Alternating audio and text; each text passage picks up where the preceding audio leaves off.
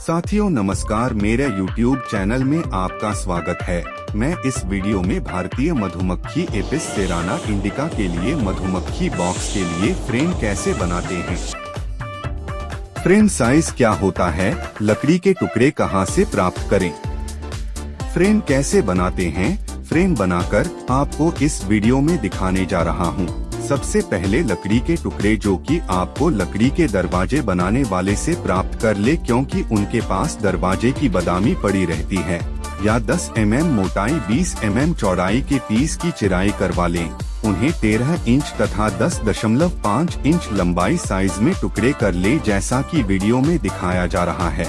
Frame का Indian standard size चौड़ाई 20 mm परंतु 22 mm या 23 mm तक भी चलने लायक है, तथा 30 चौड़ाई के पीस की भी चिराई करा लें, जिन्हें 7 इंच लंबाई के पीस बना लें, जिसका ऊपरी हिस्से की चौड़ाई 30 mm और बॉटम 20 mm होनी आवश्यक है।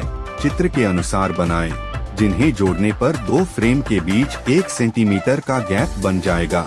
दोस्तों, फ्रेम के हर जॉइंट पर फेविकोल का जरूर इस्तेमाल करें। डिटेल चार्ट डिस्क्रिप्शन में भी दिया गया है।